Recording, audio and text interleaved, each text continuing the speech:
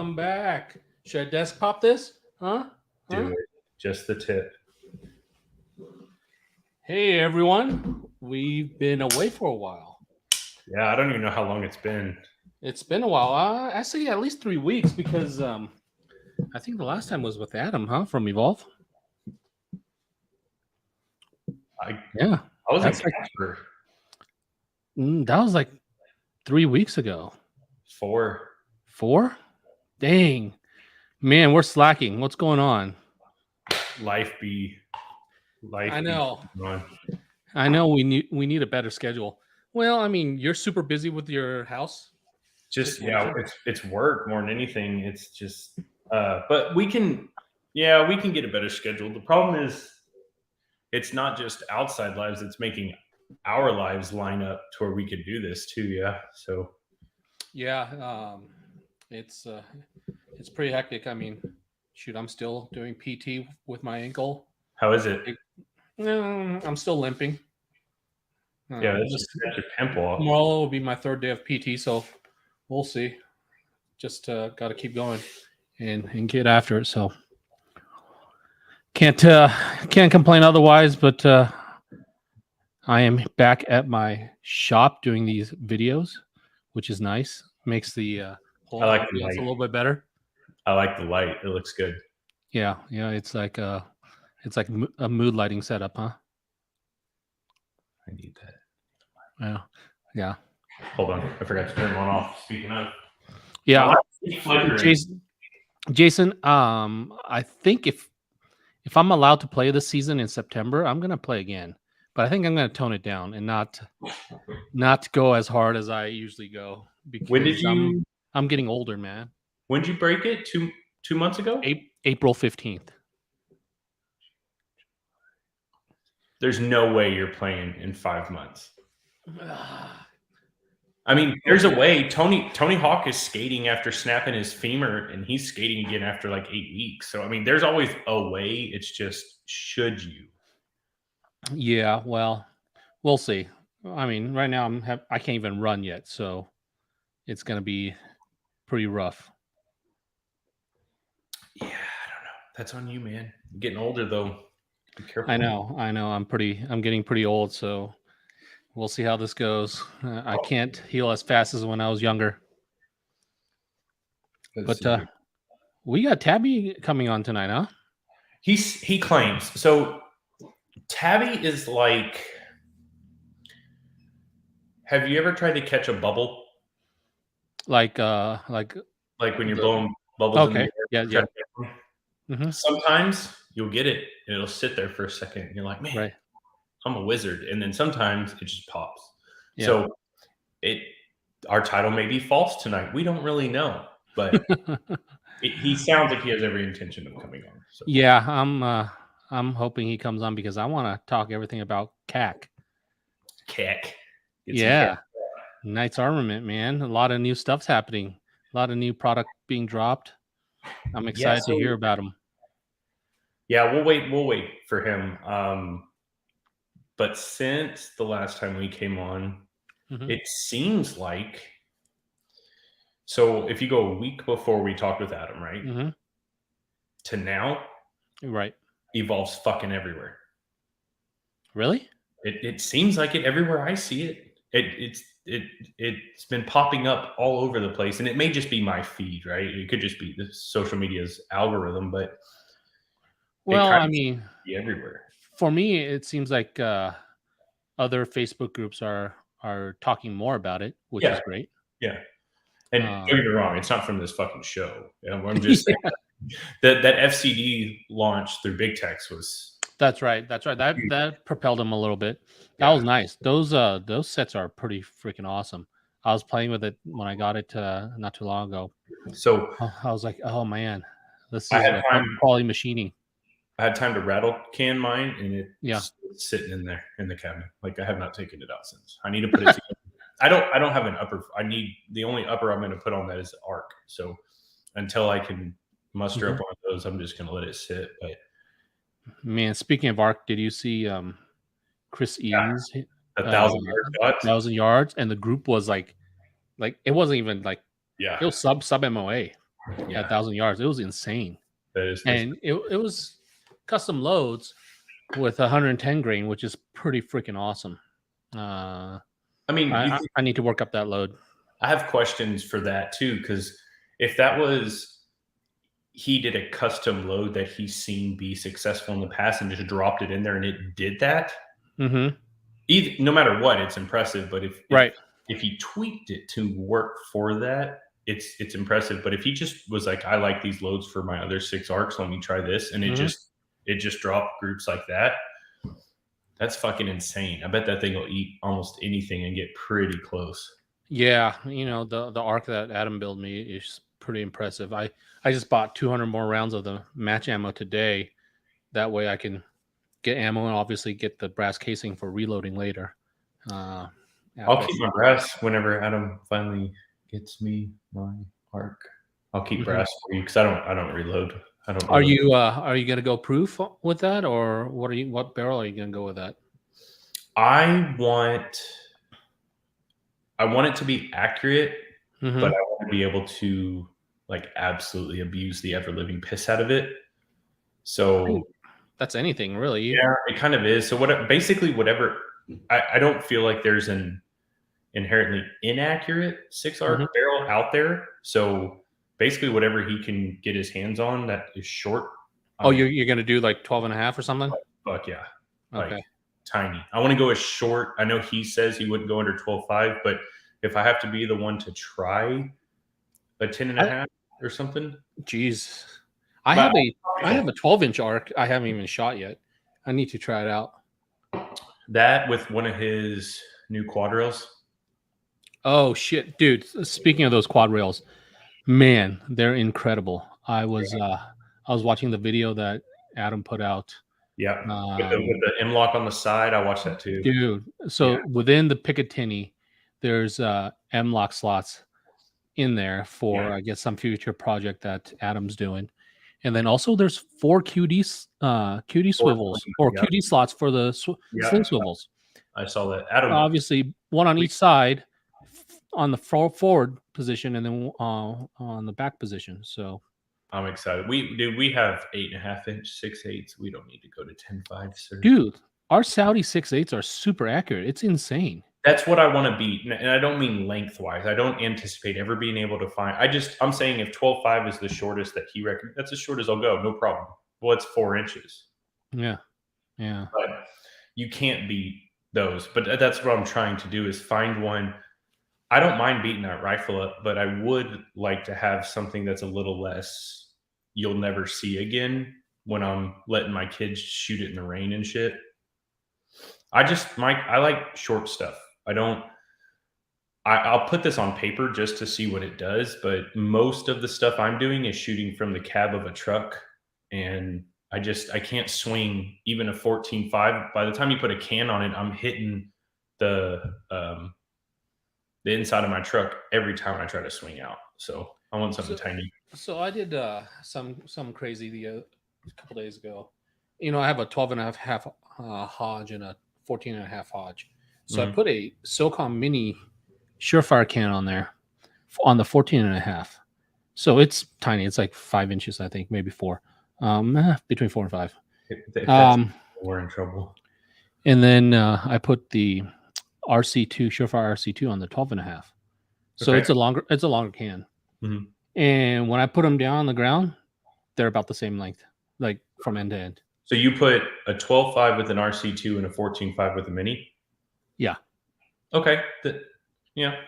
So I shortened the cans on the longer gun, and I lengthened the can on the shorter gun. So in the end, it was like the same size. But the longer gun's louder, obviously. I don't know. I haven't shot it yet with the new can, but it could be kind of similar because the barrel length. It's so far away from you. Well, it's extra 2 inches away from you. I don't know. I'll have to test it. Yeah. But dB wise, it's probably louder, obviously, because of the velocity and the shortness of the can. But we'll try it, even though I don't have a dB meter. You don't need. You can So there's actually a NIOSH approved decibel meter that you can download to it. Onto your phone?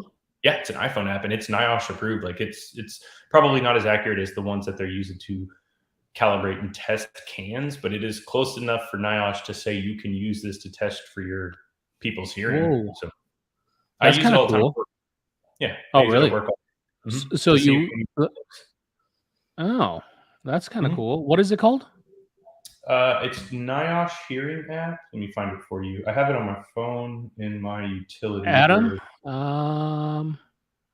NIOSH SLM. It's that N. NIOSH. NIOSH.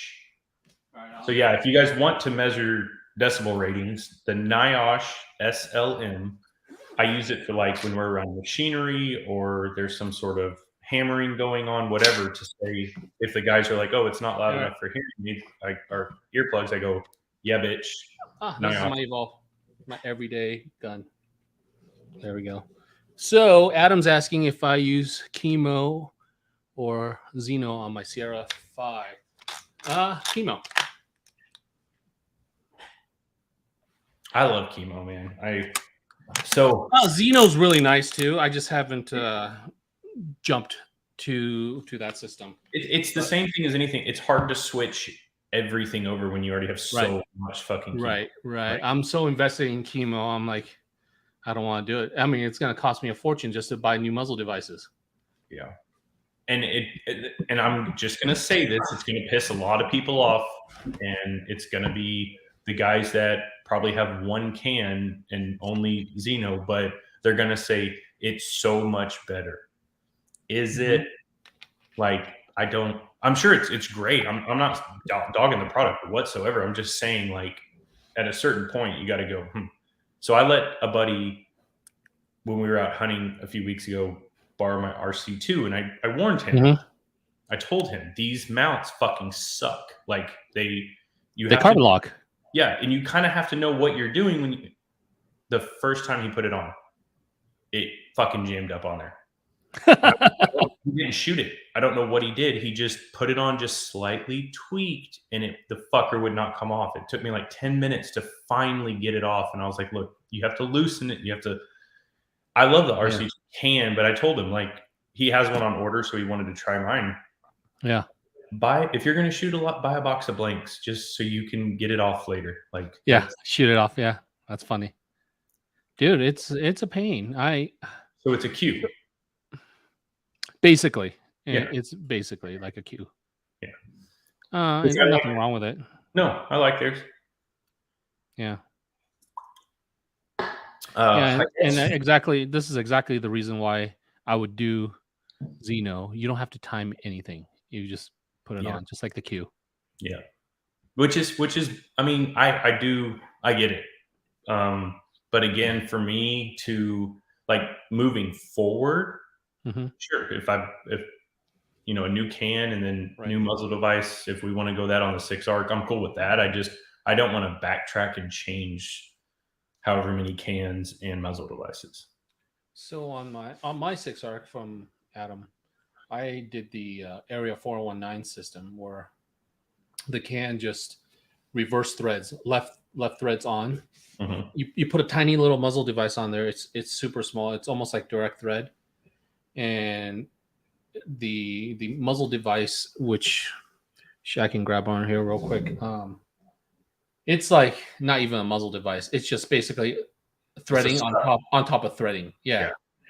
Because it doesn't, once you put it in a can, and that's the argument, or it wasn't really an argument, the discussion we had with the same guy with the RC2. It was, we didn't have shims for what he needed. Guess what? Yeah. Like, we had a shim, but I couldn't time it. And I was like, dude, you're going to put this inside of a fucking can. Like, will it matter? Sure. Is it going to matter for this 3-week trip that you're on? Fuck no. Just here you go. Right. Like, a lot of the stuff I shoot, it's not going to be unsuppressed. Like, yeah, I prefer not to shoot unsuppressed. It's miserable. Mark, yeah, you're right. It's not hard, but it just takes a little extra time compared to the Q mounts or the Xeno mounts. What was it recently? We were trying to put a Nox on that 545. The Galil Ace. Yes, the Ace. That is a bitch. Yeah, that is a little bit more difficult. I mean, in that stance, having where you can just crank it on, torque it to stick, and call it a day, that would have been a lifesaver. Because those things, I mean, it didn't take me an hour, but it took me 10, 15 minutes to finally shim it right. Yeah. I mean, Adam's right. If you're doing 800 of them, Sure. I mean, if you're in a production line, you're saving a minute per muzzle device. Yeah, I guess you're saving 800 minutes, right? Which is significant. It makes sense. I mean, like I said, it makes sense moving forward. It just, again, like my Q stuff. I love the Q stuff. You thread it on, and I have the same habit to every now and again when you're walking, check the tightness of any can. It's just like muscle memory. You just crank it down to make sure. If a chemo falls off tomorrow and I just completely shrapnel, then maybe I'll be like, man, it might be time to switch everything over to it. But until then, my arc, I'll put one on. We'll try it. Okay. On the Galil, I didn't have to change anything. I just put the muzzle device on, put a can on, and I was just shooting. No problem. Same with me. I think I put a Nox on that actually, and just I think I did too. Went to town with it. I guess if you want to soften the recoil's not that bad anyway to begin with. My kid, he's tiny. He had no issues. So yeah, I don't think you need to do much of anything. I guess you can tune it a little bit better, but with one of those KNS pins. But other than that, no. I don't think Tabby's. Dude, speaking of titties, I was gonna put pasties on today. I made stickers of you. You did not. Oh, just stickers, not like actual. Yeah, stickers. I mean, I sent it to your wife, and I think she saw it. Here, I made these stickers. I was gonna put pasties on. Oh, you sent it to me. Yeah, I saw those. That's fucking ridiculous. So I was at work one day a week or two ago, and I don't know his exact title, but like West Texas operations manager comes downstairs, and I'm not paying attention. I'm looking at something else, and he's got his jeans rolled up and those stupid fucking socks on, and I was just the socks of you. Like, good God, dude! It hit me. It hit the office, and there's one girl there that's friends with V on Facebook, and I guess she ran with it and got a bunch of people to. Her boyfriend bought underwear and shit. I have underwear too. I got 2 pairs. I saw King got some. Yeah. It's pretty awesome. I love it. It comes in waves. Like it's so silky smooth. Oh, they're decent boxers. But... Dude, do you wear your own underwear? No, I don't have a pair. That'd be funny. What about socks? Do you have a pair? No. You need one. I know. Dude, how much of a narcissist would you be? Just to wear them every day. Wear them every day? Every day I have to wear my own underwear. And socks so people see it. That's hilarious. Yeah. He said the other day he had it on like 2 days ago, and he was like, "Oh man, I forgot to show you." And I was like, "I know what I look like. I don't need you to show me." I know what they look like. I see them on the fucking internet, and we're not friends. I try to keep very few work friends I'm Facebook friends with. Yeah. And part of the reason is shit like this, but he was like, "Oh no, I just wanted to show you." I'm like, "Yeah, I see them relatively frequently. Thanks." That's funny. I like it. Dude, what's going on with Tabby, man? I haven't heard back from him. I'm gonna I'll text him one more time, and worst case, he's got a relatively young child. So he might have, I don't know. So crazy stuff that's happened in the last, 3 weeks. Supreme Court opinions. Yeah. Freaking insane. Yeah. Women. Am I right? Oh, yeah. Oh, you mean our stuff. Oh, yeah. But yeah. I mean, we can talk about all of it. So I have the Supreme Court opinion printed. I still haven't read it. I need to read it. I've seen, okay, Roe versus Wade, we can breeze over that real quick. Yeah. You know what? Hoes be mad. We get it. Let's move on. Yeah. Well, we're done with that. The other aspect, though, is did the administration kind of throw the gun community a bone? Well, it's How not do so you much see that? administration. It's more the courts, right? Right. But I mean, you always give, even if it's not directly them, you have to give that president who's acting at the The time. sitting president? Yeah, you got to give him Ah, some credit, or at no, least the I don't national. give him any credit.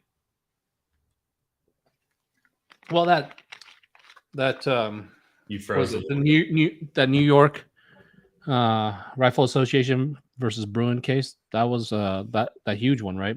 Mhm. That basically said that all the different standards of deciding Second Amendment cases in all the different areas of the United States are kind of wrong, and you got to decide this certain way that we're saying, Yeah, the Supreme Court's saying. So go back, rethink it over, and follow our direction and rule based off of our direction, which is amazing. I mean, that's yes. Part of me is saying this just to rile people up, but that's more positive impact for the gun community than what happened under Trump. Right. I mean, Trump banned the bump stock, right? Yeah, and he didn't help anywhere else. So I'm not saying fucking vote Biden next term. I'm not saying Right. that whatsoever. I'm simply saying that like maybe the courts are finally starting to see that, and then as soon as that happens, what, a week later there's a shooting, right? That's Texas. Right. So, but Of it's a win, right? course. What, like Maryland, New York, California, quite a few of those places, a lot Hawaii. Yep. of dealers started shipping mags again. Yeah. What about Washington? Are they shipping mags to Washington still? Yes. Nice. Well, no, I think there was a cutoff date on that. Like Washington said, "Hey, we hear you. We heard the courts, but this is what we're going to do anyway." But So yeah, so that's the thing. Even though the court said that, mhm, doesn't mean that the litigation in all these other states aren't right, over because the ruling hasn't been decided yet. All yeah, right.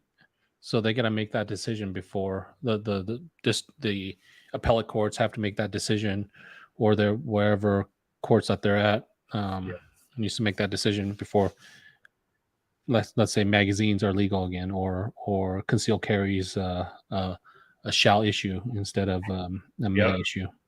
That's the. I mean, that's for me. I probably don't operate like most should, but I I abide federal laws. I'll say that. You like federal laws? No, I abide Okay, when I'm shipping things to customers. I abide by federal sure. law. You have to. I don't give a shit about your state law.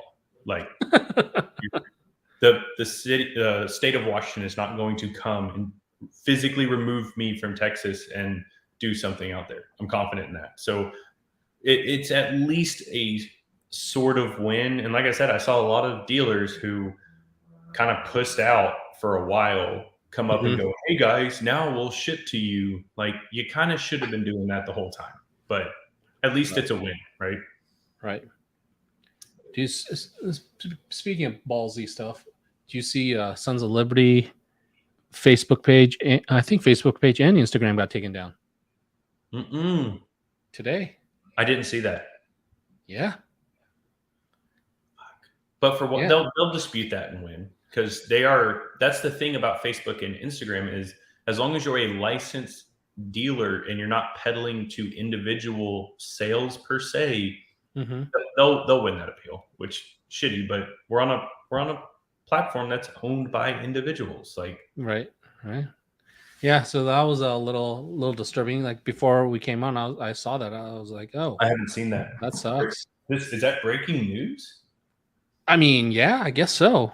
Kind of is. I mean, that's kind of a big deal. 6 ARC 6.5 Grendel. Tough to say. I guess. Better I is such a guess. relative term. Yeah, 6 ARCs. BC is a little bit better, but Grendel ammo is easier to find. And steel is pretty fucking accurate. Yeah, the 6.5 Grendel steel case isn't too bad, so the ammo pricing is pretty good. So it's better in pricing, arc wise, maybe better in performance. But you're talking Grindel groups at 1,000, ARC groups at 1,000. Yeah, probably. Which this is a lot at 1,000. Don't get me wrong, but Right. so I measure mine, and I have not got to use the ARC yet. So if Adam will somehow squeeze me into his 800 muzzle devices he has to attach, I'll let you know. But I'll tell you this: from Grendel to 6.8 to 5.56 to 300 blackout, the things that I've shot with it, they do not seem to know the difference. 7.62 by 3.9 as well. Now, I will say 5.56, yeah, more stuff runs off. But for 7.62 by 3.9, 6.5 Grendel, and 6.8, it's pretty comparable. Like the damage done to the critter, all of it. It's very hard to tell what's what. So right. Take that for what you will. It doesn't matter to me, but yeah. Hopefully I'll test an ARC soon. Dude, I bet you it'll destroy animals too. It'll destroy coyotes. Of course, yeah. Pigs are the ones I like to test on, right? Because they have the hardest skin and shoulder and all that. Well, and they're the closest thing to us. Like I suppose that's why you see all the videos with them using stuff like that for testing. It's the closest thing that, and you get a 200-pound pig. That's a solid creature, right? And like I said, 6'8" in Grendel, they run, but they fall short. Dude, I want to shoot a 6 arc at a prairie dog. Please wait till I'll be up there. I'll be up there in like 2 weeks. Oh, really? Mm-hmm. I got to come up and do some training again. Let's do it.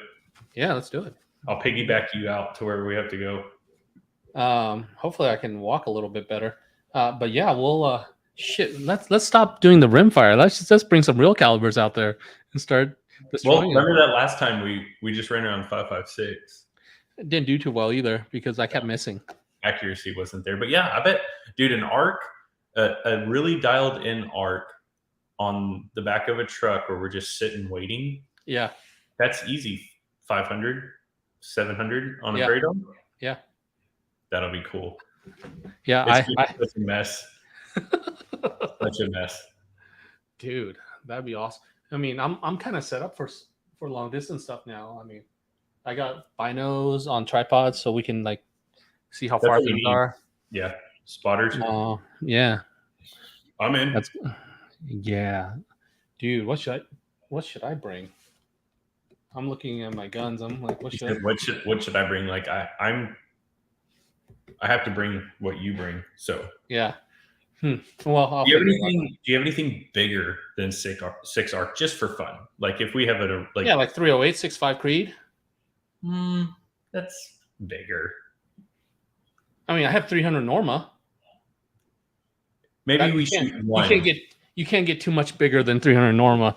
300 Norma just on one fat prairie dog The problem is that's like $8 a shot. I was gonna say that's an expensive. It's like between $5 to $8 a shot, depending on how cheap I get the ammo. Tabby just texted. I'm fucking awake. We're sorry, guys. Our very normal, scheduled, structured podcast was interrupted. Yeah, come on, dude. By a nap. He's so funny. Well, just get ready. It's actually perfect because he's almost right at the 30-minute mark.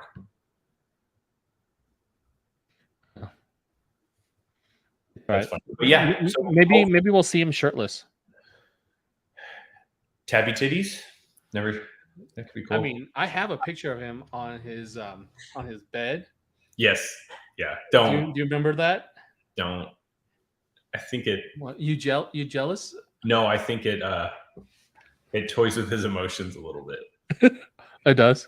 I have some secrets of Tabby's. A couple questions and a secret. For some reason, he wants nobody to know. I think everybody knows, but if they don't, they're going to. Oh, tonight? Mm-hmm. Okay. It's nothing big, but for some reason, he is fucking weird about it. So we'll see how weird. All right. I mean, let's get him on and we'll see how it goes. He's probably like jumping up right now, running around the house like a psycho. But yeah, so this week, next week, Houston, Midland. At some point between next week and the following, I have to get up to the house for a couple days, and then probably that next week, Wyoming. So 3 weeks from now, basically, we'll shoot some prairie dogs. Weather's finally not complete shit up there. It's been hot. It's freaking hot. Good. Okay. We missed spring, unfortunately. That's like the good time for prairie dogs, but I was on July 4th. I was shooting them in my in my local spot here. Took out about 10 of them. Nice. They don't mind the heat. They don't like the snow. We learned.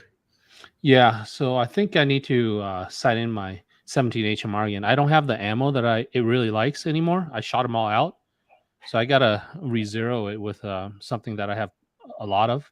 Yeah. And that way I can start taking. I don't have to guess at the zero when I'm shooting. It doesn't matter how good of a shot you think or you are when you're shooting at something this tall and you don't know if that's 100, 150, 200. No. You just you Kentucky windage it. You adjust based on where you hit the last time, and it's expensive. Right. So I because when I was zeroed with that ammo, it was, I think, Hornady 17 HMR, I think like AMAX or something. Dude, I didn't miss because I put the crosshairs on the body and I hit it. But now with I'm sorry, I zeroed the CCI AMAX or CCI ammo. But now I have all this Hornady stuff and I'm shooting. I'm like, dude, I can't hit anything. Yeah, dial it in. I gotta dial. Yeah, I gotta take time, and those are 17s and 22s are the most fun just because you can pop, pop, pop, pop, pop. You have no recoil. Yeah. You can go for real quick. But either way, I want to see a 6R. I want to see I know what it's going to do. At 100 yards, it's probably going to be so fast that it'll get it, but it's not just going to I want it to jump. You think it'll make them jump up and like splatter everywhere? Shoot it in the ass. You got to shoot it in the thick part. For the hydrostatic shock. If you shoot them up here, they just probably nothing. They split or just lay over. It just goes. But if you shoot them down in the belly, the meat, dude, I caught some with the 17 on the belly. Dude, they're just dragging their guts all over the place. And then the other ones will come in and start eating them. Dude, that's what happened. Two of them saw one was injured. Yep. By that, and they started nipping at it. Yep. I was like, oh, that's cruel. I was like, this is insane. So I have no idea if this is what it is, but years and years ago, I went in Colorado when I was going up there for work, and this big wig company guy was like, hey, you want to come out and shoot prairie dogs? So we did. And that was the first time I'd ever seen that in person. This was probably 12 or more years ago. My theory is that a lot of these critters like that, they den together. And if an injured thing crawls down in there and dies, you spoil that den. Oh, really? I don't know if that's why they do it, but for me, it's not for food. They eat it, but it's like they're almost trying to kill it so that it doesn't get down in that hole and either attract predators like badgers and stuff, or if it dies in there and rots, you now have to move. Those are little guys digging pretty big dens. So yeah. Just my thought. Somebody could Google it. So when I injure one, not like it with the eventual death, they start scattering into their hole. Yeah. They try to run as fast as I can to their hole to hide. Yeah, that's their spot. I guess that's right. And they're trying to kick him out.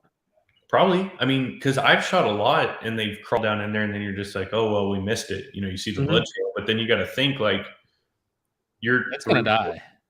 3-4 other prairie dogs living in a hole with a decaying animal. Yeah.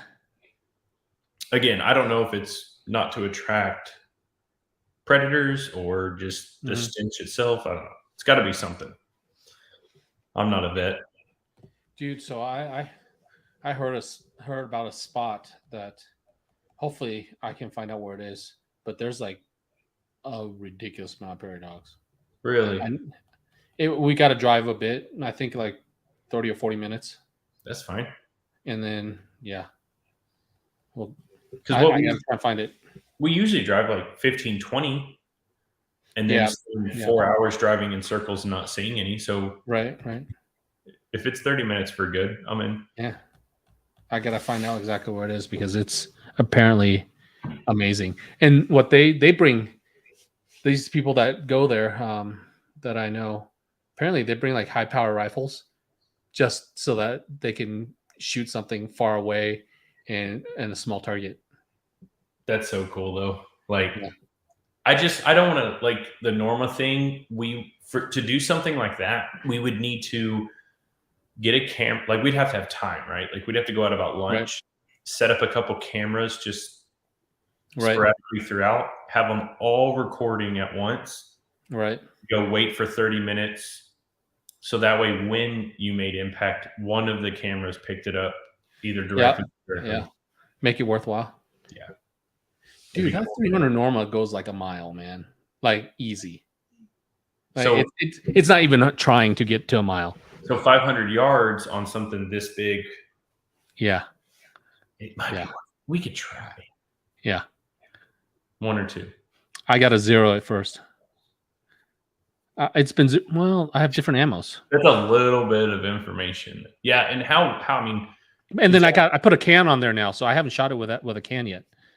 I'm wondering how it's going to be with a can on. I wonder, I have not looked for that specific type of ammo, but I imagine it's probably not cheap, but attainable. I can buy them now for about $90 for a box of 20. God. Think about it. 12 to 15 shots out of a 5.56 at 500, or 2, and then you get the satisfaction of I mean, at 500. You're not going to, there's nothing. You can't find prairie dog, and there's nothing in. Yeah. Those are the ones you use in the snow. So you get the signature. The splash. Yeah. That'd be awesome. So we gained King, we lost Cruz. We still don't have Tabby. So if you were joining for that, typical nights, right? Just fluff you up and then they don't show. There he is. All right. Without further ado, we're gonna bring out Tabby at the 38 mark. All right, here we go. Welcome, Tabby. What's going on, guys? I appreciate you guys bringing me on. Oh, you sleepy? Maybe just a little. Well, it is kind of late where you're at, and I get it. Yeah, mistakes were made. No, that's fine. That's fine. So welcome. Welcome to our shitty little podcast. Oh man, this is exciting. It's fun. Yeah. Logging on wasn't a pain? No, it was easy. Click the link, copy and paste, drop it in. It's done. So good. How's the family? Oh, sleeping. I woke up and I'm like, look at my clock, and I mean, it's rush out of bed. What, almost 11 o'clock there? Yeah. My wife's like, "What are you doing?" I'm like, obviously, baby's asleep, so I'm trying to be quiet. But it's no biggie. No, growing up fast. The newborn is. Yeah. Yeah, way too fast. How old is the newborn now? Rolling into 5 months. There you go. 5 months. Yeah. We'll be 5 months and 5 days. Wow. Yeah. Exciting. You did not need a paternity test for that baby, by the way. Yeah. No. Super. That is the most little Tabby I've ever seen in my life. Yeah. Well, I want to see your. Gets even better because for those that are watching that are like, "Oh man, Alex, going to be talking about night stuff." Well, fun fact: my daughter was born on the same day as Trey. Whoa! What's going on? Yeah, February 12th. It's weird. It's meant to be, huh? Yeah. So that's wild. Just enjoying that. That's awesome. I didn't know that. So we got the new puppy here too. He's hanging out in the corner, licking the wall. Wall licking. That's nice. Yeah, Dobermans, man, super smart. Oh, that's right. I forgot. Yep. Yeah. Wait, so that's a thing? Licking walls? Just tearing shit up. I don't think. Oh, okay. Okay. I just found out about that just now. Okay. So, what do you guys? Let's talk about Knights. Yeah, some stuff, some exciting stuff. Yeah. So, obviously, for those that don't know me, I work on the wand side, right? So let's clarify that first and foremost. Do I work closely with the guys over at the Knight side? Absolutely. The other portion with that is there's some things I can talk about, some things I can't talk about, right? I'm not Jack Luba, I'm not Ash S, I'm definitely not Trey Knight. Right. But come into things that I can talk about and show you guys, which is pretty cool. So there's a lot of questions on, what's going to happen moving forward, kind of new parts and pieces. I'm sure everyone's like, when can I get stuff? Right. Availability. So those things I could talk about, stuff that's already been kind of, touched on. Maybe I can elaborate a little bit more. Well, I mean, I think the new bolt is crazy for the SR15. Also, the SR25 pattern, right? Yeah. So I've actually got a 6.5 here. This is going to be. So I actually Dude, that's such a beautiful here. rifle. Yeah. No, you can't go wrong with spray paint, right? No. So what's cool about this one is this one's obviously got the new dual ejector bolt that's going to be styled for even the 5.56 rifles. I've got the URX6 rail on here. I'm sure everyone getting the new stuff, receiver notch. Everyone's like, oh, what is it going to be for? You have the receiver's going to be notched for either, you see the Secret Service rail that's coming out, that kind of Geisley-ish looking rail. Everyone says it's Geisley style looking rail. It's not, totally different. And then you have the URX6, which is this. So looks like a URX4, goes back to a standard barrel nut, not a standard barrel nut, but a special barrel nut. So once again, I'm going to need different tools for those who like to work on their own stuff. Sorry, take it to, a Knight's Armor source. Yeah, a Knight's Armor, a trusted source. They're the Apple of the gun world. Well, I mean, there's not that many Knight's Armors in the United States. Not that are supposed to be touching. Yeah. Right? Yeah, I think it's just with the armor situation. There's not many of them. It's kind of one of those things where finalization of some documentation and putting that out there to the armorers, because Jack's put this out there a few times. There's technically no official mod 2 armor. Right, technically, right. He's put that out there several times, especially when referencing Cerakote work. But there are guys who have been to the 110 certification course and an armor course that are very competent. The ones that you constantly see on Facebook, they're very competent. And so are they willing to take on the risks of disassembling a Knight's rifle, putting it back together, sending it off for Cerakote work, or doing it themselves? Do they understand the risks and implications of that? Absolutely. And everyone hounds on Knights being a super expensive rifle. Yes, it is. Everyone also hounds on Knights for warranty stuff, and hey, how easily can I get this stuff fixed if it's broken?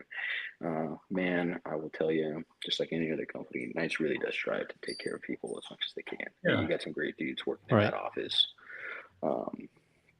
So touching on that, you've got the new style rail, the URX6, essentially. So you have a barrel nut in there, and the URX4 was the barrel nut, and it was pretty cool. extremely rigid, extremely durable. Great for laser shift, right? Diversions. You didn't have that. So now what we have is a barrel nut with a flange, kind of. And so what you're thinking about on a standard barrel nut is you have a barrel nut here.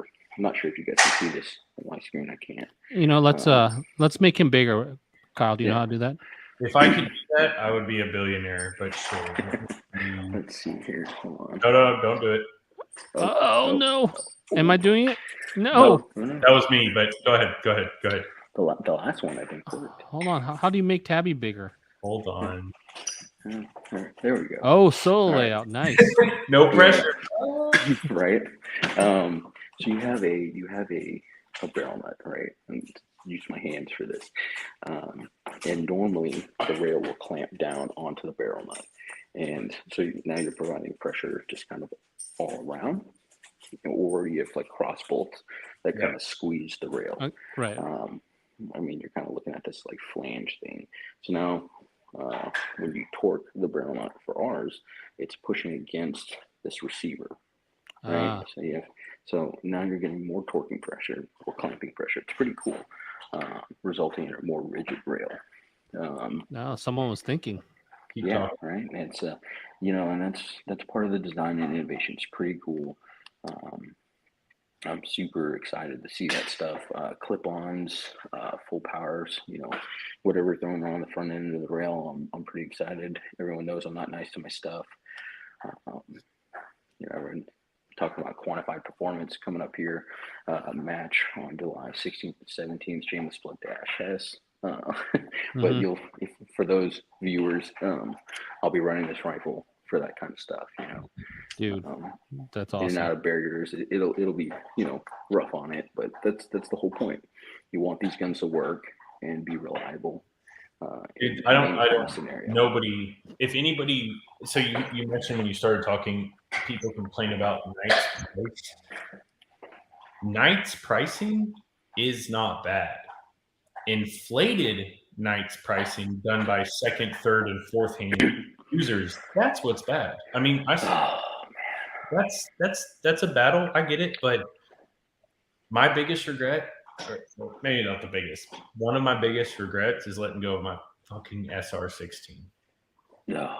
Not even for the value, just because now I found one the other day for $3,500. Just the upper? Yeah, and I didn't get it. See, and so here's the thing about that, which is crazy. Knights, and again, everyone's like, you'll have guys that are like, if it's a $2,000 rifle plus, it needs to be shooting half minute of angle minimum. You've got dudes that are like, it's a $2,000 rifle. Why don't I have full landing? Why don't I have this? Why don't I have that? Sorry, guys. Knights has not had a price increase for 7 years? Yeah. I mean, so it's been $2,410 or something like that for an SR15 now since key mods inception. Yeah. I mean, it's been like that. I mean, there's yes, our large frames are expensive. You're looking at $4,900 retail. Right. But cost comparison wise, people are like, oh, why can't I get an LT, or why can't I get this? Some of the design and innovation and what we're pushing forward, it's the small stuff that adds up that really matters. I'll tell you, and again, I kind of go back to quantified performance, just because that is a way to quantifiably say, look at all these guns that are at these matches, right? Mm-hmm. Look at the ones that are still running, or the ones that have the least amount of issues. Yeah. So you go to these matches, you go to these things, who's running a mod 2 16-inch? Or even a mod 1, or even an LPR, or a SR25 of whatever flavor, who's having those issues? Is it those guys, or is it potentially another person? Now, our good friend Adam, that dude's just been hitting it out of the fucking park in every which way. His guns, for example, that's a great place to see EWS guns, because they're like, who's EWS, or what's EWS? EWS is out there kicking ass. Exactly. Taking names. Insane. It's insane. So except me, I brought the standings down when I went and shot. Well, you got guys like Chris Edens, really. Yeah. He's slamming with an EWS rifle, right? So but his rifles are working. Adam's rifles are just working. So you want to go to a rifle that works, and so Knight's rifles are in there though. I mean, so that's my explanation. Is like you can go out. You take the gun community is probably worse about the brand specific things, but one of the reasons that I swing towards Adam so many times is because if I show up to Adam's shop with a Knights that I want to change something on, he's not going to go, "Oh, this isn't one of my rifles. I'm not." No, he's going to go, "Let me fix this. Hey, if you want one of mine, buy them. If you don't fucking want one of mine, don't worry about it." Like the brand recognition thing, I want them all. So, all of them. Even DCA? No, I'm not going to buy it. But if they want to send me to shoot with an EWS, I will. Right. Jeez. I mean, you'll definitely have to have Adam, fix everything on that rifle. Yeah, it's safe and reliable. The people that complain are usually the ones that are not buying. Like if you go into Lee's shop right now, there's same as the office I'm in. Every different brand, like there's not a Knights has its own little special place because of its military presence, right? That's the name. Like they're good rifles too. They don't fail. Yeah, it doesn't come without merit. LMT, cool. I want one of those too. EWS, tons. Keep naming them. I want them all. And the thing is there's a lot of history with Knight. So those not familiar, obviously, runs Eugene Stoner, Mr. Knight, very good friends with Eugene. Oh, right. Like he was making me hungry. He has headphones, and I just realized. So, Mr. Knight, very good friends with Eugene. Lots of history there, and it's cool to see the heritage of what the original AR-15 used to be, where it became, how it developed into the Stoner rifle line. The SR-25 kind of being the last pattern that Eugene really wanted to work on, and it being put out to good use. Kyle touched on the military side. A lot of what you're seeing now, and I won't speak specifics, but a lot of what you're seeing now is a result of programs like next generation, weapon systems, right? Those machine guns, the MRGG, so that's public now, right? So the mid-range gas gun, SOCOM's looking for stuff like that. So a lot of the design and innovation, obviously, Knights in particular is always designing and innovating and looking to increase the reliability and how do we make this better. But a lot of that stuff for anyone in the industry has come about because of these contracts. These solicitations, these requests for quotes on product, and so it's great. It's good, and it forces the industry to think of new ways around an older system or design just a new system entirely. So first, I'll ask two things. One's a comment. If you take electrical tape and wrap it around your dog's tags, they won't do that because my dog's same thing. God, dude. Trust me, electrical tape around it fixes it. My second question, or I guess my first question, I realize at Knights, every company out there needs to be innovative. They have to make the next best thing because let's be honest, the civilian aspect for companies like Knights, LMT, those guys, the civilian thing, it's cool. It pays very well, but that's not their bread and butter. How, and if you can't answer this, it's fine. If you don't know, it's fine. How is Knights going to balance? I already see it getting better, but how are they going to balance current demand and new product development? Because it's getting better. Like I said, I've seen uppers for 1776 again, finally, but they still aren't lasting 5 to 15 minutes, 20 minutes, maybe. They sell out almost instantly. I mean, Saul, right? Saul had a drop. I think it lasted 2 minutes. It's insane.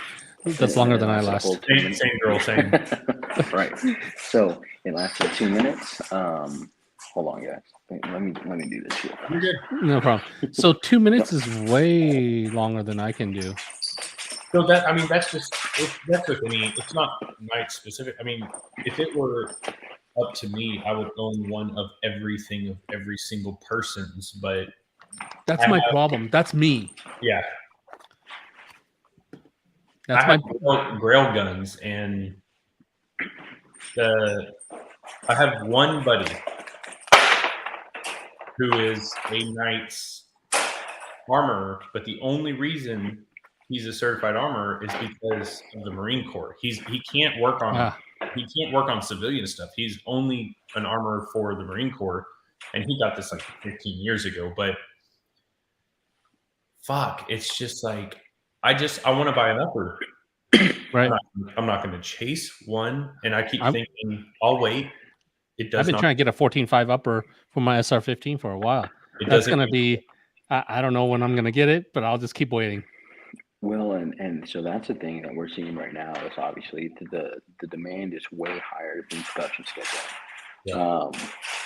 And at the lawman side, right, we have very close ties. So people don't realize. So you have Knights Enterprises, that's like this blanket umbrella company, yep. Right, and that houses multiple different companies within it. So you have Knights Armament, you have Lawman, you have KMZ, you have all the other stuff within it. Right.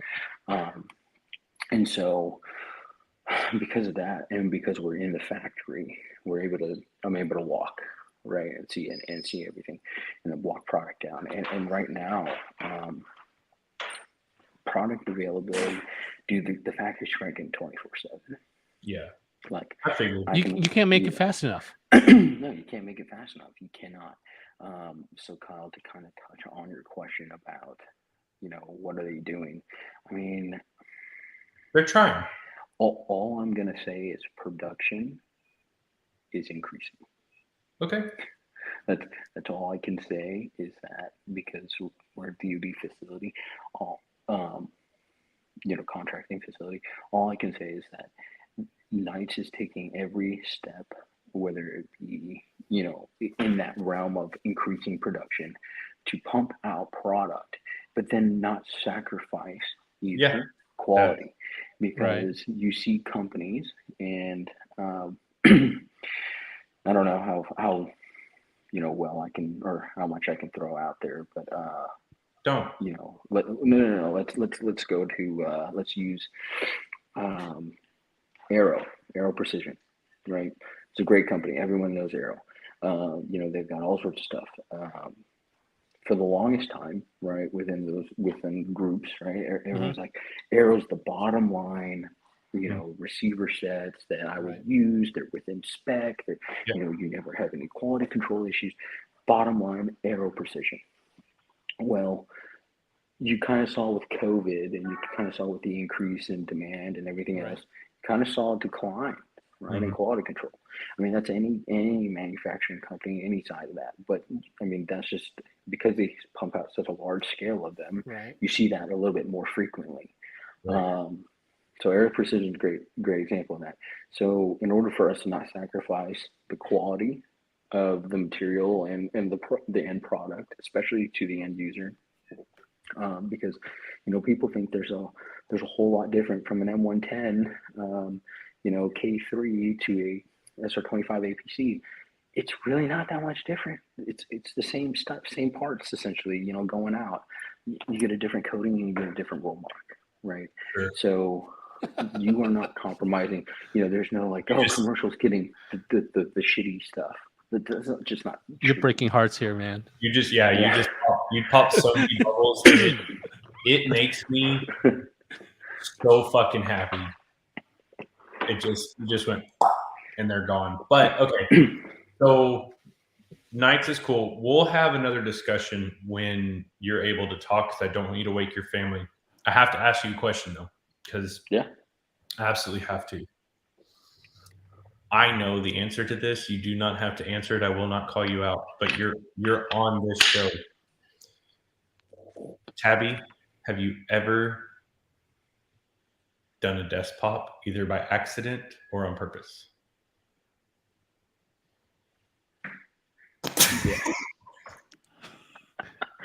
Don't elaborate. I was just curious. We needed you. You're on the show. I can't not ask that. Yeah. Yes. Short answer, yes. So product stuff. I had to corner you at one spot. That's all. So product stuff. So this is for anyone that's watching. So if you guys notice, like I said, there's notch receivers coming out. You've got every gun is now coming with an ambi charging handle, right? Oh, really? Yeah. So every gun right now will get kind of standard ambi charging handle. Oh, that's cool. Right, and then you have the notches in the receiver, which I can't really show you because I have an optic on this gun. Yeah. But you have the notches on the receiver, and then the rail, right? So is it like a puzzle piece, like notch? Yeah. Oh yeah. It's gonna be really hard to show. Yeah. You can. So essentially, the rail goes into the rail is the male, the receiver is the female. Ah, okay. Yep. Right in there. And perfect fit, huh? The barrel nut. For those, obviously is that on SR25 and SR15? Mm-hmm. Nice. You know how many guys are screenshotting you holding that BCG right now just because it's there? It's there. Yeah. This is not an MRGG pull carrier, but this is this kind of this classic sand cutter. And then you see the double ejector, huh? Yeah. So this is on a normal 7.62, right? You'll see that they would be two kind of right against each other. On this side. Oh yeah, that's now, right. Yeah. Right. So on the 6.5, it is now one on top. Wow. Okay. And offset. And so, for those that are aware of how an ejector works, right? As the round comes out of the throat of the chamber and comes out this way, the round is no longer held on or put in place by the chamber. The tip's not in anymore. Right. So as that comes out like that, then that round's being flipped out. They've noticed, the two ejectors on large frame gas guns, 7.62 guns was kind of needed to help with the ejection pattern. By offsetting it, it's a little bit more control patterned. I'll tell you, I have close to 800 rounds now down this 6.5, shooting primarily Winchester S65 Creedmoor match. That I could put a bucket in where these rounds are landing, and I would catch that's probably crazy. 95% of them. The consistent ejection's crazy. Yeah, the ejection pattern is so good that I could put a Home Depot 5-gallon bucket, set it in the corner, and just hammer rounds away if the gun was stationary. And it is pretty good. I mean, normally on large frame gas guns, you see a pretty rough ejection. Right. Because you need it. Because you're handling such high chamber pressure. Right. But I'm not seeing that. I'm not seeing any erratic, That's especially cool. with the introduction of a suppressor. So let's see that bad boy. Yeah, so this one is the CRS. Everyone's kind of, when are we going to get the new? Everyone's kind of seen what the PRT is like. It's on my Instagram. I posted the PRT on my Instagram already. I posted the PRT on my Instagram already, both 5.56 and a 7.61. Jack kind of let me use a 7.61 at a match. So I got to do that. So obviously our TDC system, but the new ones will have kind of slits. Like a flash harder? More like OSS kind of. Oh, okay. So flow through. Right. So that's the pressure reduction technology is what, that's what crazy. It's called. And well, the craziest thing is everyone's like, how can I make the gun more reliable? Right. And when you introduce a suppressor, what happens? You increase your back pressure. Right. Right. So what you're seeing now is when you throw one of the new cans on there, it's pretty cool. It's like the can is not on the gun. The gun runs as far as pressure wise. Not there. Yes. To put in short, yes. So carrier speed, right? So you kind of measure that pressure by carrier speed. Right. Obviously, you introduce this pressure, more back pressure, the carrier is going to run faster. Right. How do I get the carrier to not run faster? So you have the bolt carrier group inside the gun, and then the round is coming out. As this is coming back, and gas is coming back, basically, that unlocking, right? That unlocking portion. I want to get all my gas, just enough gas to cycle this, but all the rest of the pressure out forward of the gun, get it away out of the gun before this unlock happens. So then I have just the right amount of gas to cycle this reliably. Right. Every time. Yeah. So every time. That's right. With a variance of ammo. And I've tested, again, I've shot Winchester 6.5, 140 grain. I've put Hornady stuff down it. I've put now Burger, nice. Burger Hybrid, which I will say incredibly hard to get. The best though, right? Yeah. So this gun, I can print pretty consistently right about half MOA with Burgers. That's incredible. And with the Winchester, I'm getting about 0.7 pretty consistently. And that's between variants of lots. Right. Oh, nice. So, so this is not just me testing, whatever. I'm actually annotating lot numbers and going through which box, the rounds came out of. And I will tell you, I'm getting really good numbers, out of the rifle. So that can that you have right now, that is not available for commercial market yet? So the PRT can is not, no. The CRS PRT can is not available to the commercial market as of yet. I know there have been a few comments online about, this, fourth quarter of, fourth quarter of this FY. Right now, all I can tell people is just, hey, don't speculate on price, don't speculate on time. Get with the companies that you trust as a source, as a Knight's dealer, whether it be, Womans or whoever, and get on a wait list. Okay.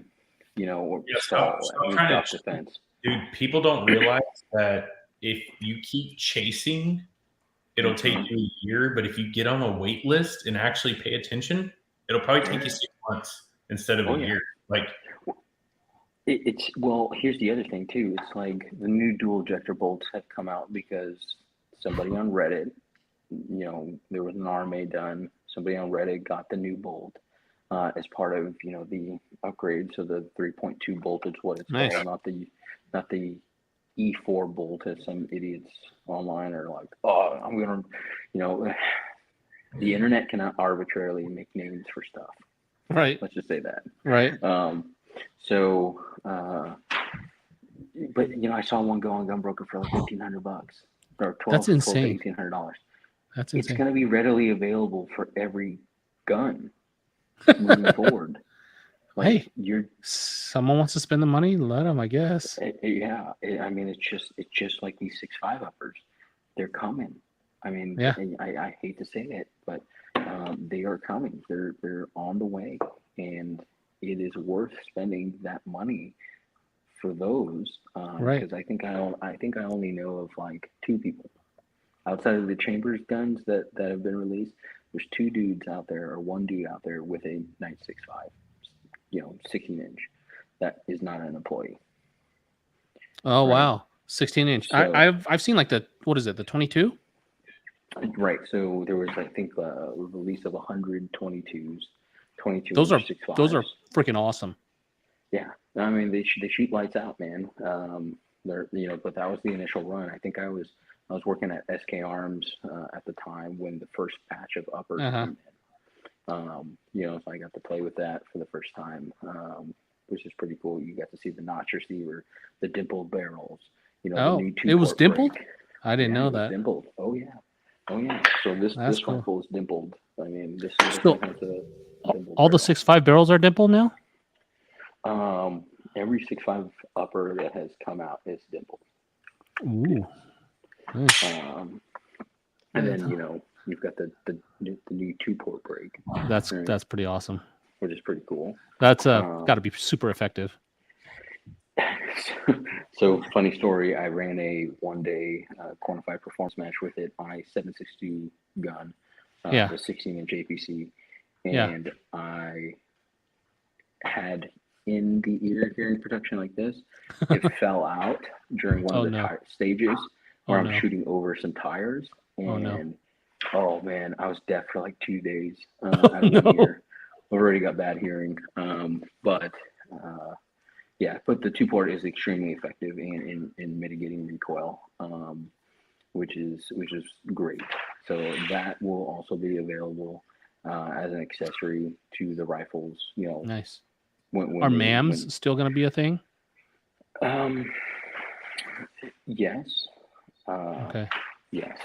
There was talks of discontinuing the MAMs for 7.62, I think in 3/4. I'm not sure if that's still a thing. I think it might be rescinded, but obviously those 5.8 by 24 MAMs are still out there. 5.56 MAMs are still going to be out there. So right. But we should still see some form of a MAMs come out. But in my opinion, the 2-port works really well. So I just went and did a test because I was on the phone. I just realized we can barely hear Tabby like on normal devices. Dude, I've adjusted his volume quite a bit to 127%. Well, it's almost we're pushing up on like 11:30 this time. So I'm just talking normal. I don't want to wake your family, but I want to get. So number one, I just upped his volume. Okay. See, because I walked out there on the phone and I was like, "Fuck, we can hear you, but we can barely hear him." And I do not want to make your wife angry. She is cute. Oh no, your volume is pretty good now.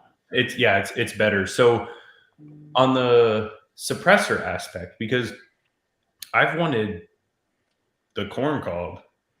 Dude, I still want a corn cob. I can't. Wait lists, I'll tell you now, on that aspect, for me, does not work. They sell out so fucking fast. Are they still making it for the military? Yes. So it's still being made. It is still it is still an in production item. Like I just was out having a smoke break with one of the dudes who makes them. Like earlier today, so the corn cob, the classic NT4, that can is still being produced. It's still available. Obviously, so everyone's like, when are we getting stuff? Knights has cut off commercial orders. Yes, Knights has cut off commercial orders, but they are filling back orders. Yeah, they're still trying. Yeah, they're filling back orders, and people are getting stuff. I know a shop just recently got some SR30 uppers in. What? Yeah. What? Can you say who the shop was? Yeah. It was SK Arms. They're probably sold out now. Damn it. But SK Arms in Midland got some. So they are being produced. They are out there. Serves me fucking right. Yeah. Oh. Well, yeah, good. So, I'm glad that they are. I'm glad that they're bringing in shit that, like, for them to get that drop to me is like, that's a notch, right? Like, right. Because most people, I'll tell you now, most people in Midland do not. They see Knights because it's either on a movie or something. They're not in the gun community. No. I mean, most guys that bought those, they have no idea what they have. Like, no. That's The Midland. Good the for Midland people in West Texas for sure. Having worked out there for 2 years, and the oil field brings so many different people. You have dudes that are gun guys, right? Yeah. I've met plenty of them. You're a great example of that. But I've met plenty of gun guys, and then I've also met dudes with more money than sense. But they will also buy. That's the one benefit of the Midland market is if you can show them why it's this expensive, like just by saying, dude, have you seen, literally, it sounds cheesy, but have you seen this movie? That's the gun they're using because it's the most reliable or one of the most reliable. Like right then. No question. The money, right? The oil field has money. $99 a barrel, baby. So Tyler just asked, is DSR cans discontinued? Yeah. Yes. From my knowledge, it is discontinued.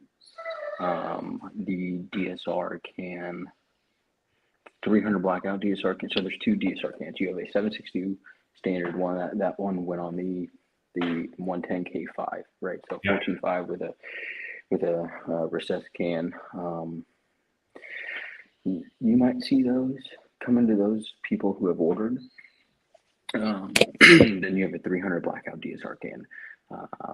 300 blackout, just there wasn't, from my understanding, it was essentially not enough people want 300 blackout. And right. And so it's understandable. Yeah. Well, all this stuff that people want now, SR30s, all the cool stuff.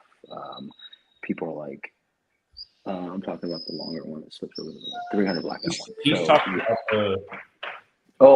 the 110 can? I don't know, but remember, so this reminded me, remember when you had two of those in the fucking shop for months and we couldn't get rid of them? I messaged people that I knew. I messaged Lee. Yeah. What? And he was like, I don't really know what I'd use it for. And now? Which can is this? The M110 can. Yeah. The one that goes on. Yeah. Yeah, that's kind of tough. That's a tough sell if you don't know what to do with it. But now? Because it only fits on one gun. Yeah. You can't touch them now. Like, you can't find one if you wanted to. And Alex would literally message me and was like, hey dude, like I have these stupid 2 goddamn cans. Like if we need them, can you help me? And I'm like, fuck yeah, dude, I got you. I couldn't. They would not sit for 2 days. Like it's so fucking crazy, the market. And like I said, like I'm starting to see night stuff last for, instead of 2 seconds, it's 2 to 3 hours or whatever. But I just need to know that there's light at the end of the tunnel. 100%. Or the corn cob. That's what I care about. Corn cob, I would love a rifle, but for now, let's shoot low. Yeah, the corn cobs are doable. They're doable. I wish you guys would have hit me up and passed on the one at SK. He's probably one of the ones we messaged, dude. Yeah, Tyler is one of those ones that he passed on a can. So here's the thing. 2019 or 2020 or something like that. 2020 is when I became a manager over there. And obviously I knew Jack still. I knew Tom, who's now the commercial sales manager for Knights over there. Friends with him and whatnot. I told people, if you have the money to buy Knights products, and it was not, and everyone's like, oh, Alex is just trying to get sales. You're fucking right, I was. I mean, I was one of the best sales guys there. There's only one other dude at SK Arms that beat me, and he had been there longer than me. I was Terry Weed. but I grossed the most money for that store, period. Yep. So everyone's like, oh, Alex is just trying to get sales. Yes, but at the same time, I knew, stuff is hard to get because I'm a dealer. I knew how stuff was coming in. And guess what? It wasn't. So when stuff came in, if you didn't buy it, and we were still holding at MSRP, other people started to mark their stuff up. And then, Knights came out with, we're not going to offer this stuff anymore. And then all of a sudden it came out with, all right, we're closing commercial. Yep. That's it. Commercial's being closed, right? And that was early 2021. February, I want to say, or something like that. And then everyone's hitting me up. Hey, do you have a can? Do you have do you have charging handles? Do you have a MAMS? Do you have this? Do you have that? And then here's the craziest thing. In 2020, people are like, hey, could I get that for cost? Yeah, I'm a business. I have to make money to keep the lights on. That shit is that's what pisses me off. Is like usually when I would buy from y'all, you'd be like, I can get you tax off because I have a resale certificate. So legit. But that is the one thing that irritates me more than anything is like, can you give it to me at cost? Because what's the whole point of being a dealer if I'm giving stuff away at cost? But Alex, that's what you paid for it, right? But I fronted the money, I brought it in, I paid to process it, I paid somebody time to enter that into the books. It was generally me. I don't get it. I don't fucking get it. And those people, I won't even bother with anymore. Yeah, and then now it's like I don't want to pay more than MSRP. Yeah. Where were you 2 years ago? I will not pay more than retail, Alex. Well, guess what? I won't sell it to you for more than retail, you bitch. Like, but so funny thing is, we all know Lance, and Lance has a friend, and I told him multiple times to buy a can, to buy the can, and he's like, well, so and so's got it, for this much off, discount. Go buy it. Right. Go buy it. Right. Like, oh, well, it's not in stock. Well, there's your answer. Yeah, that's not a measurable number.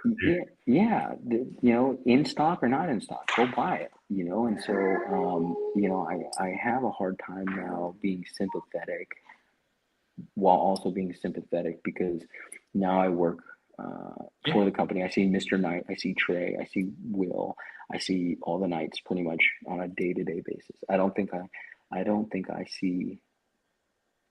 go seeing the Knights in the over a year time I've been there. I've seen a Knight every single day. Period.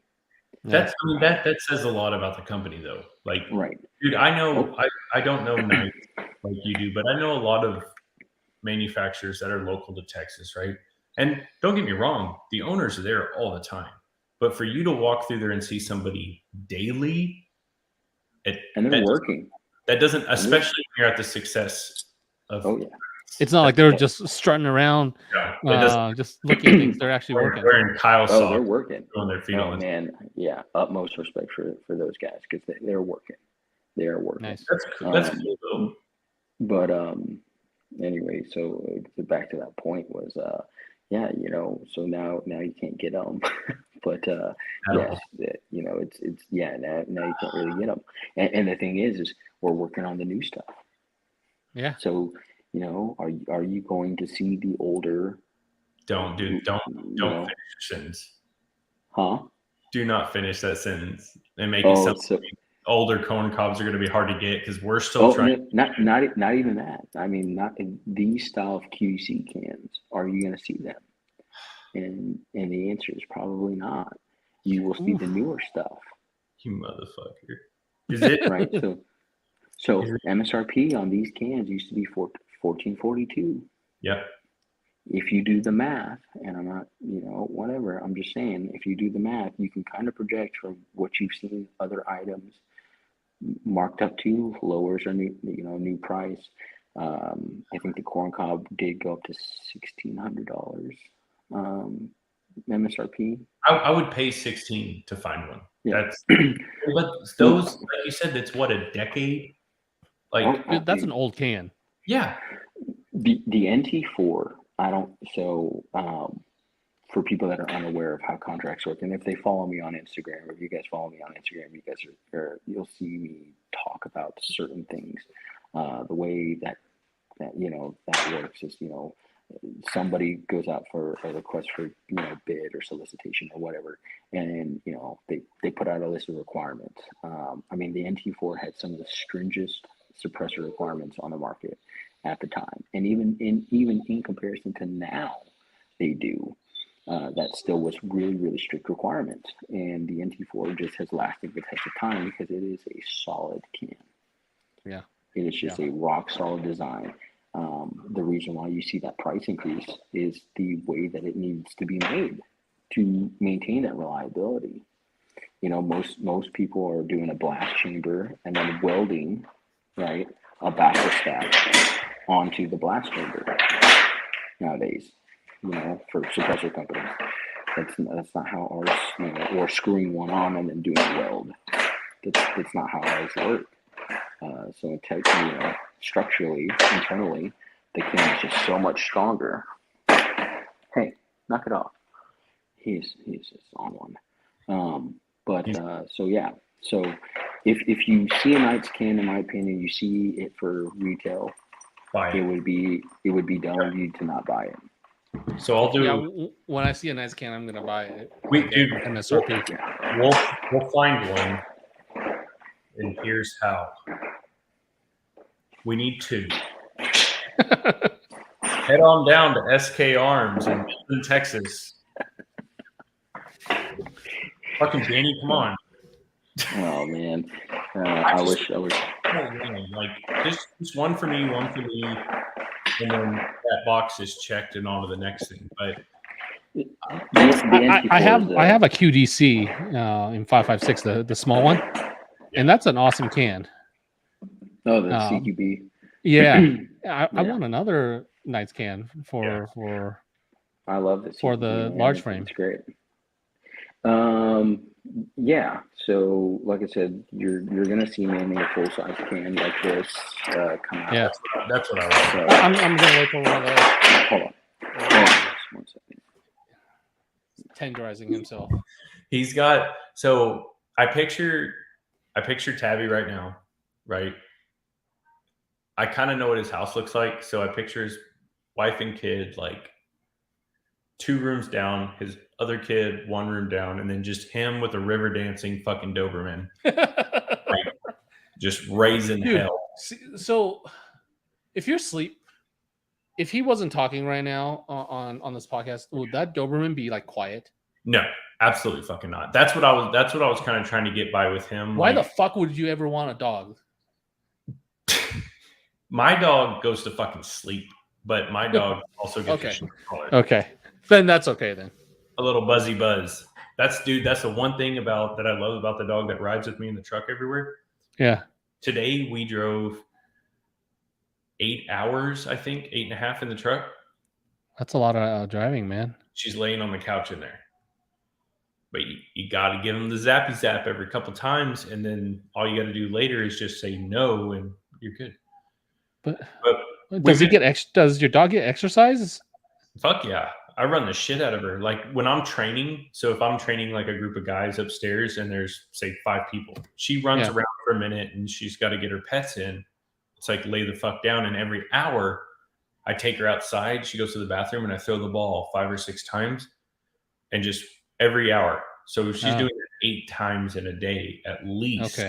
Okay. It only takes 30 minutes for them to you just got to wear them the fuck out. And then see, here's my thoughts. You wear them out, but then they start building like endurance. No, they don't. No. They don't? No, as long as they get the satisfaction. It's not their endurance. It's the satisfaction of. It's a mental satisfaction, not the physical.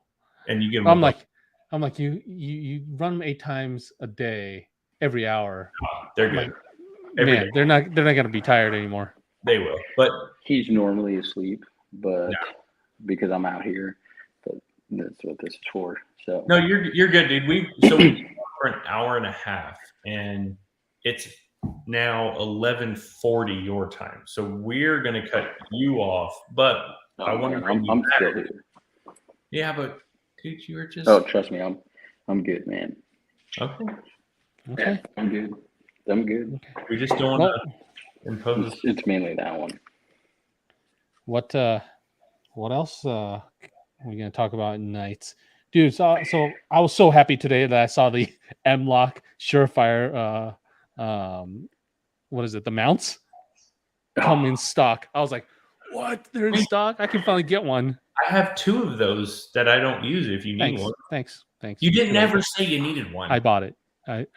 See, little Knights parts I've always bought, because if I bought one and I liked it, they weren't expensive, $140 or whatever they are. So I just bought another one just because maybe. I still have one.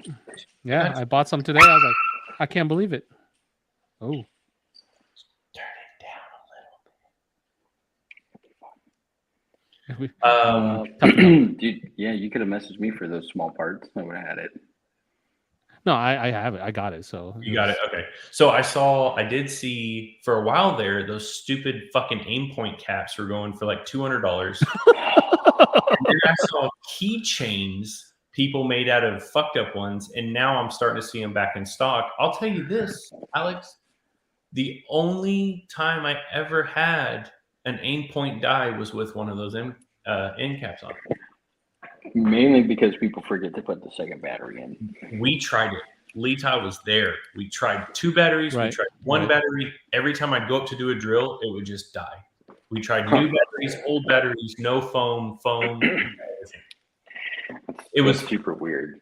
I don't know what it was. I'm not saying it was the end cap. I'm just saying that was the only time I ever had an aim point fail. And it still works. And with the same cap, it's still working. So I don't know what I will tell you. I've had plenty of people like just put 1 battery in there, but those battery caps, they're like $39. Yeah. Right. Yeah. And I had like 10 of them at one point, and people were offering me $150, $250. I mean, Gunbroker got up to like $350. That's when you sell them. Yeah, dude. I have a hard time wanting to sell my night stuff, and especially now that I'm a employee, it's even harder for me. Yeah. Let me sell my stuff, because I get that bad notion that Alex being able to get some stuff quick. I'm like, just like the rest of you guys, like the rest of you guys, with the exception of this rifle. I mean, that's the misconception that people have. I mean, if you're an employee, that doesn't mean like you're gonna be able to jump ahead of the regular consumers. Yeah, right. Not 100. Right. No, I mean, maybe one time as a special favor, but you're not going to be able to do it every single time. No, there's just no way. Yeah. So it's just right now the market is kind of crazy. So I just the best advice I can give you from a guy that works there and talks to the dudes making stuff and hanging out, and wait, be patient. Please don't speculate.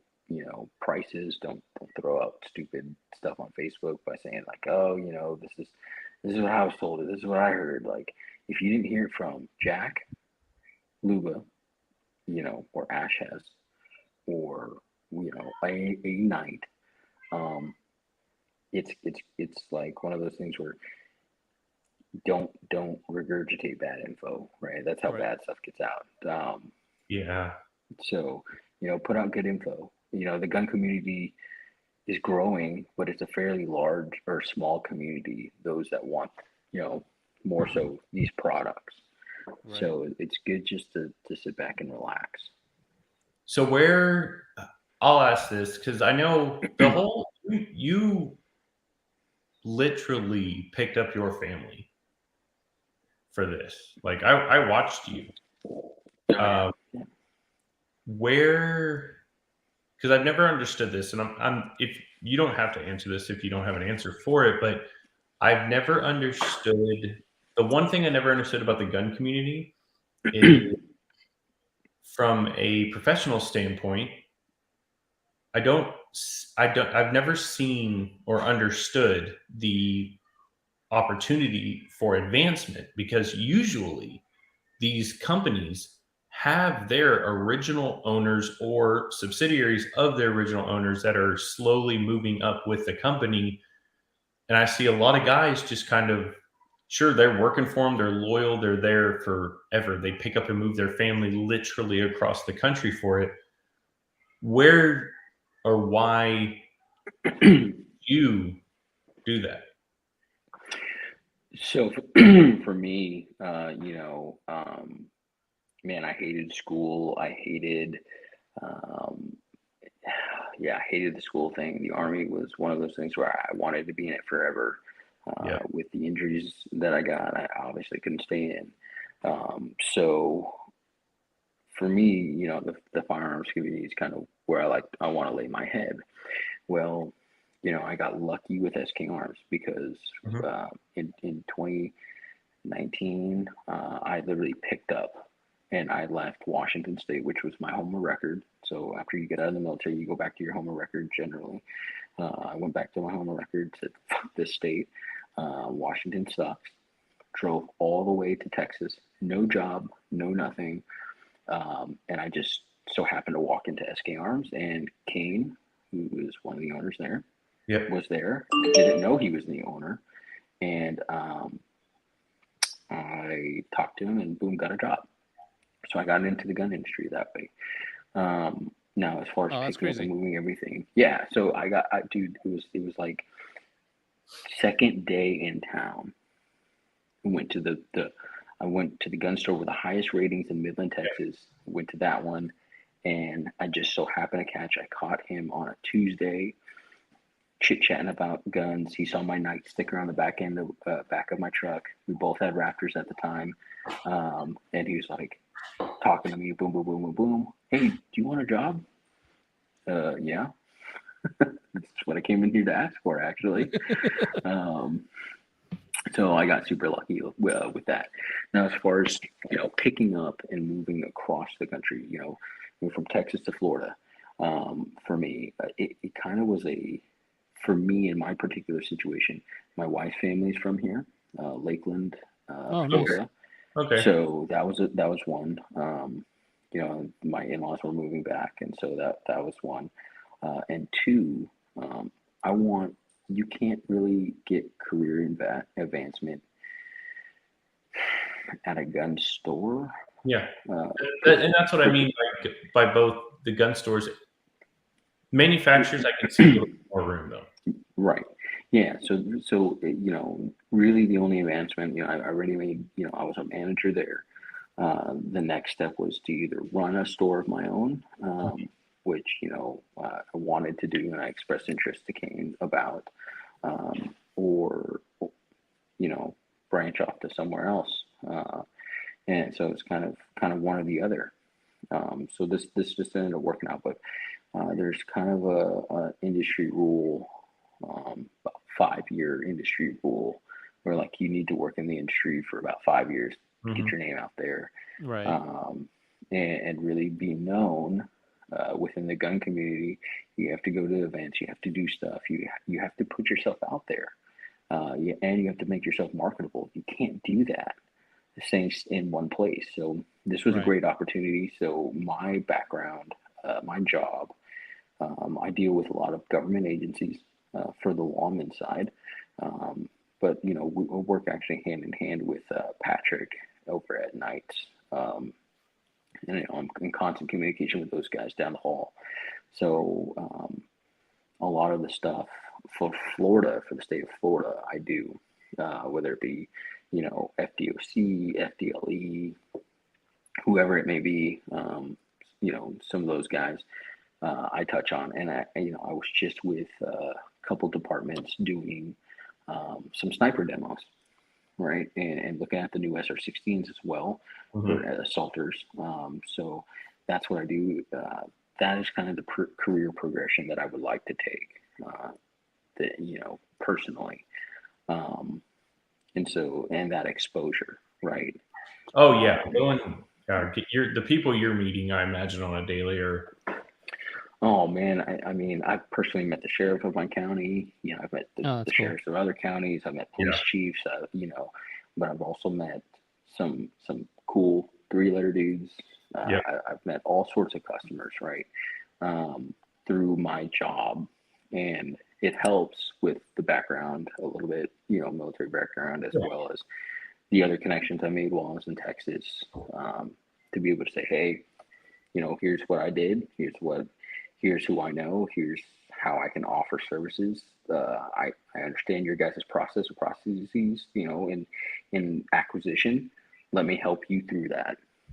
So not only am I helping them through that process and learning that side, you know, it helps to have somebody who's like, you know, explain to me what this does. Yeah. But actually understands it. Right. Because they went out and shot it and ran tests with it.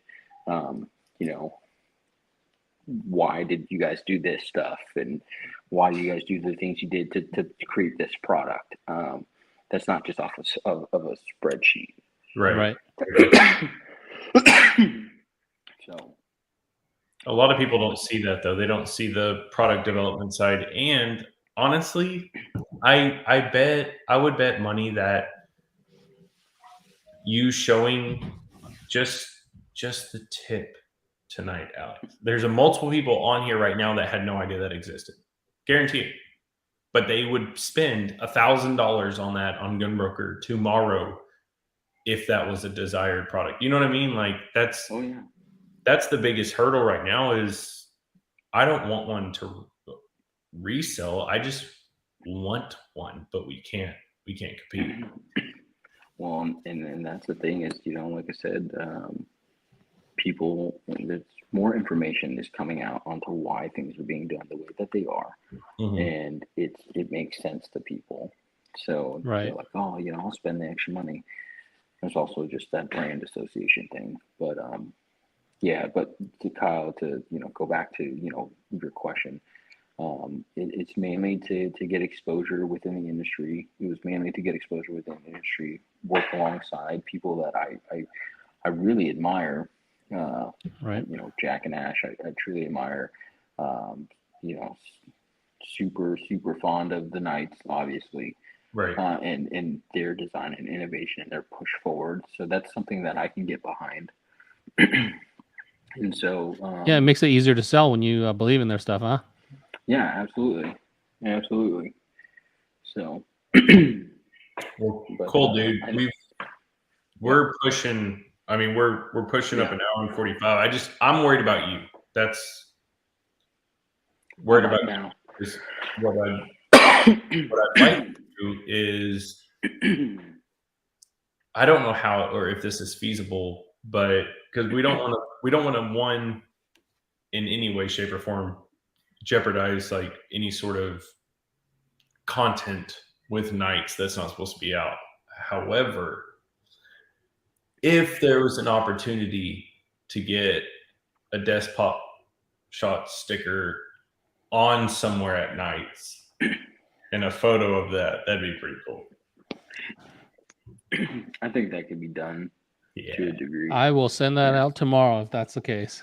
Yeah, that can be done. Do not send one of my stickers with it. This is strictly I know what you're gonna do. I know what you're gonna do. I mean, hey, do you like air fresheners?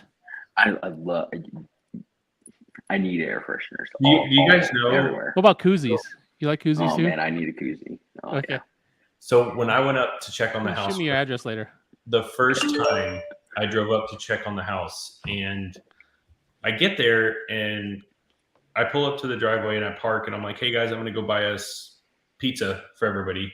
And I get in my truck and I'm like, my truck smells funny. Whatever. I just drove to the pizza place, which is 1 block, grab it. On the way back, I noticed my face hanging from the rearview mirror. And I'm like, you sons of bitches. Oh, the air freshener?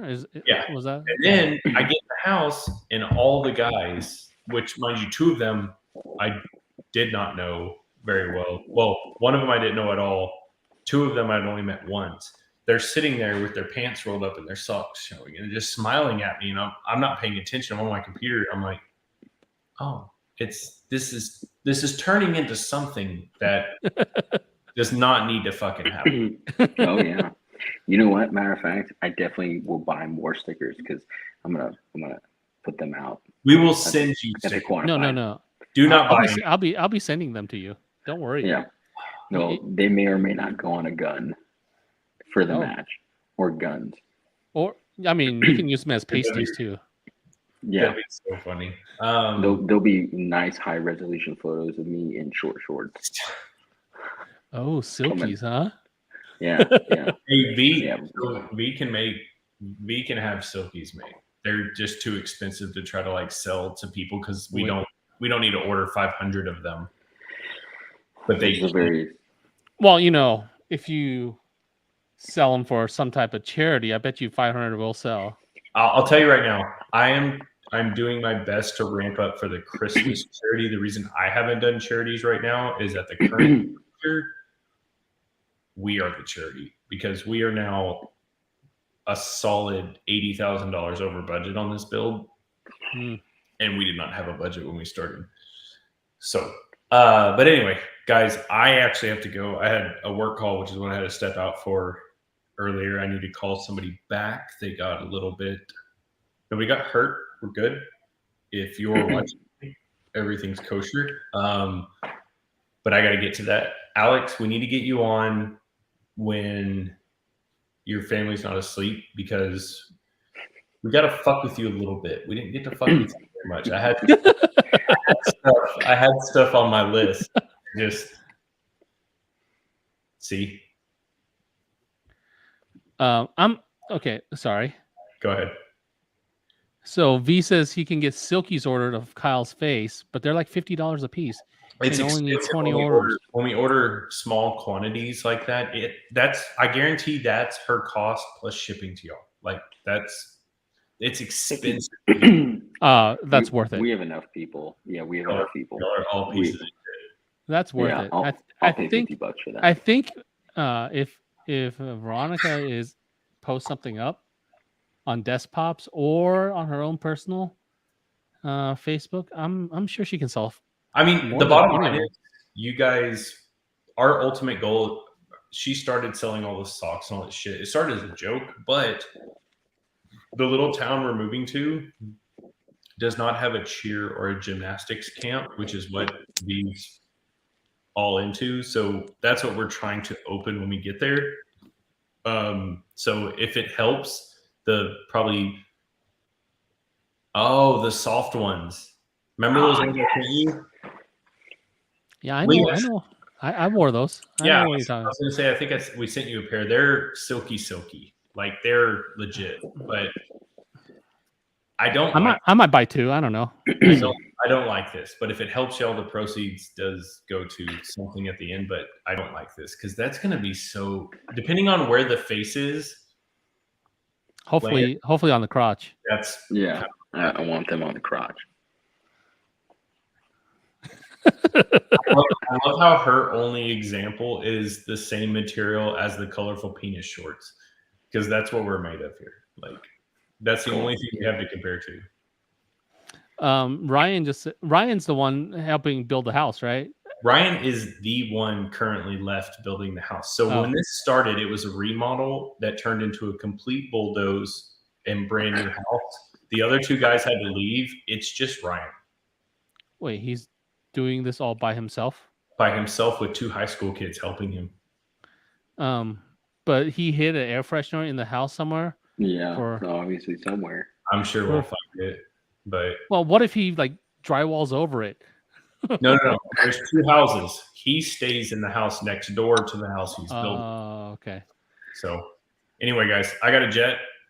Alex, thank you for coming on. Hey, no, thanks for the invite, man. Sorry for being a little late.